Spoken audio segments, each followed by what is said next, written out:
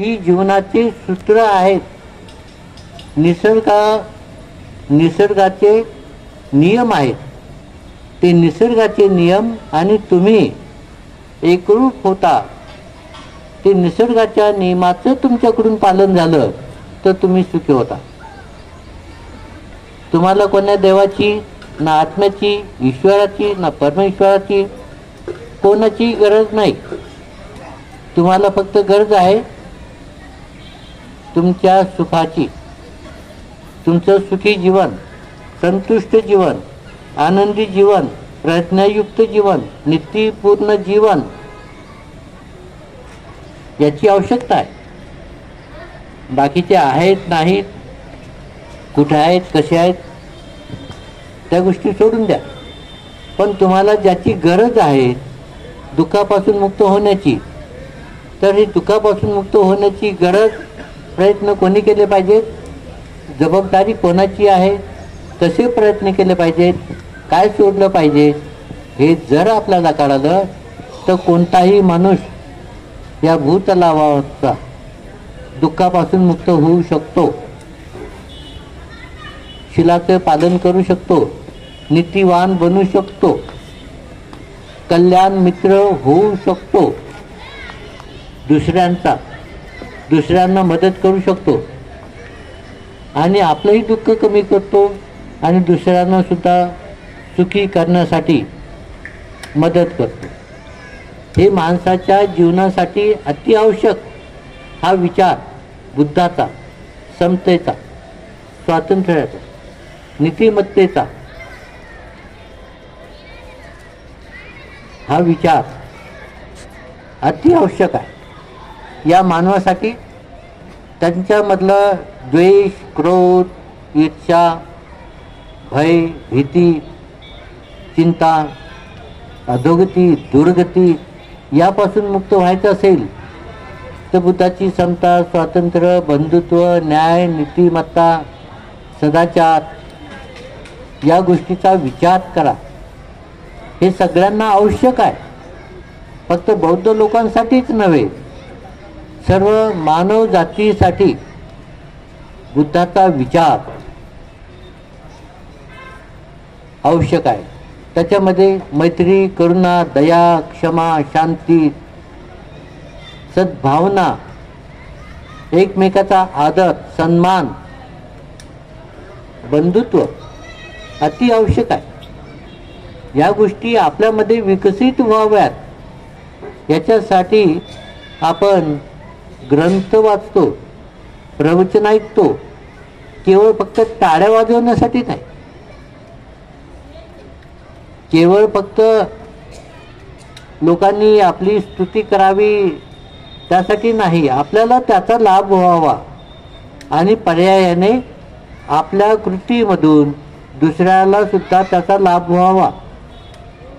ही जबाबदारी ओळखून सांभाळून आपण ज्या काही वाईट गोष्टी आहेत, वाईट प्रवृत्ती आहेत, वाईट चेतना आहे, अकुशल चेतना आहे, या सर्व गोष्टीचा त्याग केला पाहिजे आणि जे काही कुशल आहे त्याचा आपण संवर्धन केलं पाहिजे, ते जोपासलं पाहिजे.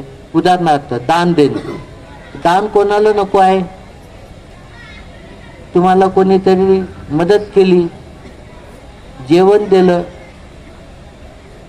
वस्त्र दिलं अंगावर घालण्यासाठी, राहण्याची व्यवस्था केली, निवासस्थानाची घर बांधून दिलं, आजारी पडल्यानंतर कोणीतरी तुमची सेवा केली, औषध पाणी दिलं, कोणाला नको आहे?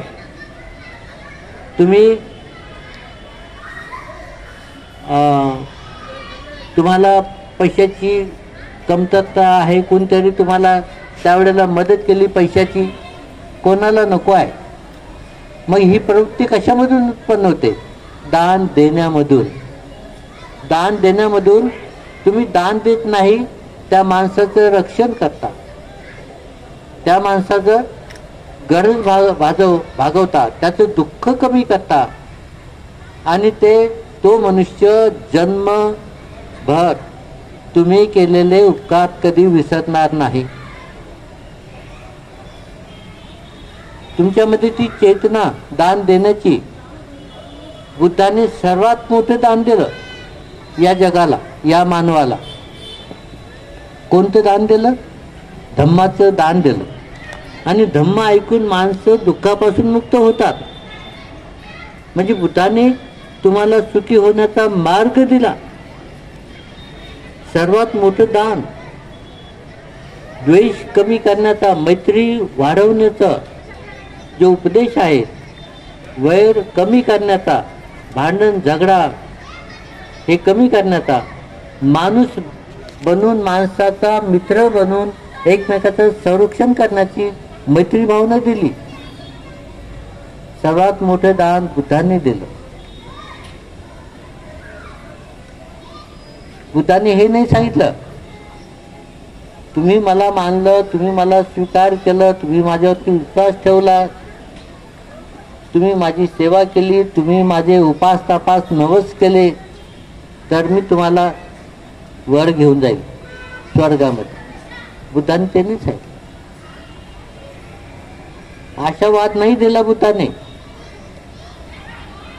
की तुम्ही माझा उपासना करा, माझी सेवा करा, उपास तपास करा, कोंबडे बकरं कंदुऱ्या करा, मला प्रसन्न करा, मी तुम्हाला स्वर्गामध्ये घेऊन जाईल.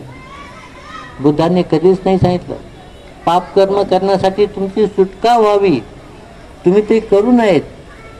तुम्ही स्वतः पाप कर्म करून स्वतःसाठी दुःख उत्पन्न करू नये आणि बाकीच्या सत्वासाठी सुद्धा दुःख उत्पन्न करू नये, हे बुद्धाने सांगितलं.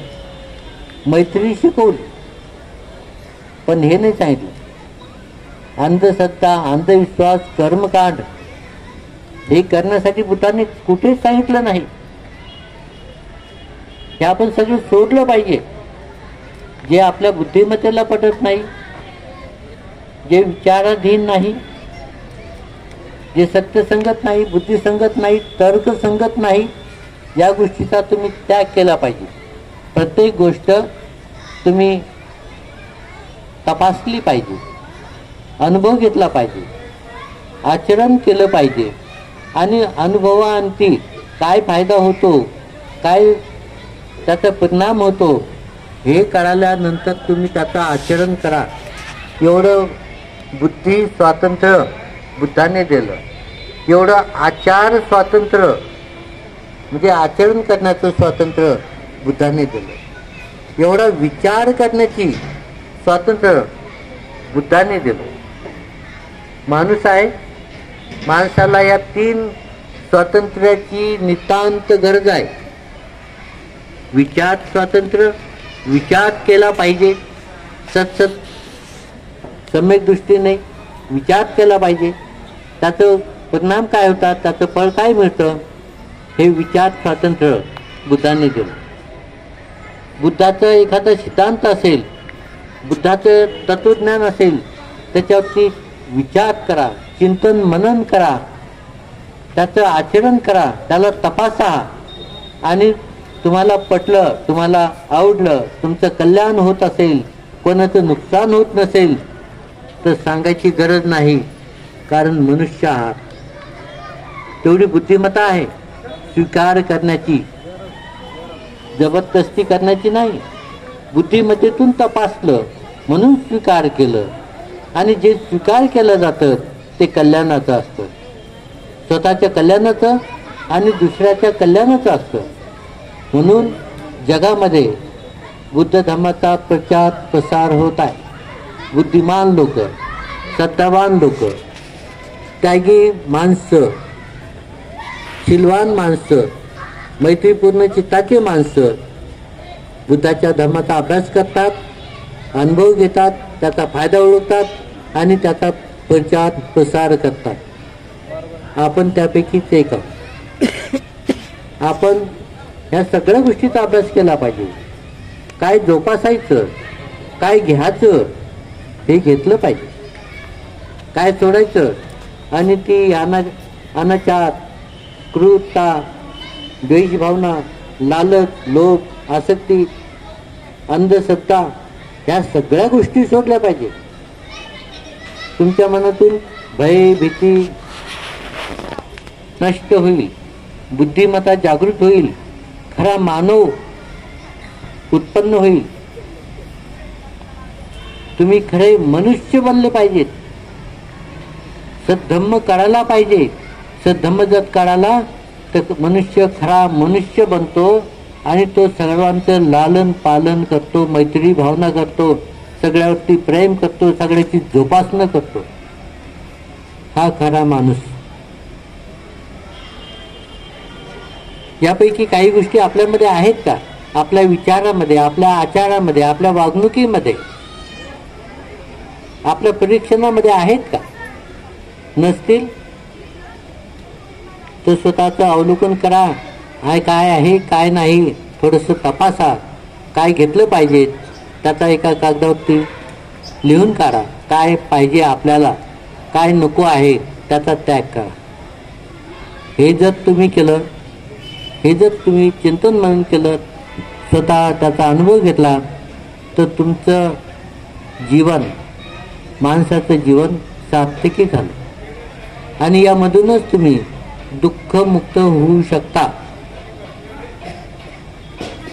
तुमचा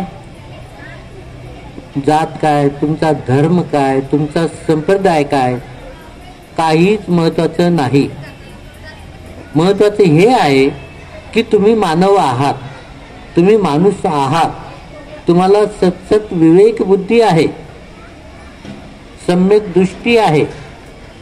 तर त्यामुळे तुम्ही मिथ्या दृष्टीचं, अंधश्रद्धेचं, अंधविश्वासाचं, कर्मकांडाचं उच्चाटन तुमच्या आचारा विचारामधून झालं पाहिजे. तुमच्या वागणुकीमधून हे सर्व गोष्टी नष्ट झाल्या पाहिजे. त्यासाठी तुम्ही खऱ्या अर्थानं माणूस बनून माणसाला ओळखण्याची जबाबदारी तुमची आहे. पुढचा माणूस, त्याला कोणत्या गोष्टीची आवश्यकता आहे, मी काय त्याला देऊ शकतो, कोणत्या गोष्टी त्याच्या कल्याणासाठी आहेत, याची ओळख तुम्हाला झाली तर तुमच्या जीवनाचं कल्याण झालं, सार्थक झालं. जसं जसं तुम्हाला भूताचा धम्म कळेल, चिंतन मनन आचरण तुम्ही कराल, अनुभव घ्याल, तसा तसा तुम्ही दुःखापासून मुक्त व्हाल. हा दुःखमुक्तीचा मार्ग तथागतांनी या जगाला दिला. म्हणून तथागत, त्यांचे उपकार, त्यांची अनुकंपा माणसाच्या भूमीवर खूप मोठी आहे. माणसाची भूमी सुखी झाली तर बाकीचे सर्व भूमी, तुमची मैत्री, तुमची करुणा, तुमची दया, तुमचं प्रेम, तुमचं आदर, सहानुभूती बाकीच्या भूमीबद्दल सुद्धा प्रसारित होईल आणि तुम्ही खऱ्या अर्थाने मनुष्य बनून, उत्तम मनुष्य बनून या जगाला तुम्ही प्रकाश दाखवाल. कशाचा? सद्धम्माचा, बुद्धाच्या शिकवणुकीचा, ज्याची सर्वांना नितांत गरज आहे. या धम्म आचरण तुम्ही केलं तर दुःखापासून मुक्त व्हाल, जन्म मरणाच्या भवचक्रापासून मुक्त व्हाल, अरहत बनाल. सगळे सुख, शांती, आनंद तुम्हाला या जन्मामध्ये या धम्म आचरणाने प्राप्त होऊ शकते. तर एवढंच आपण चिंतन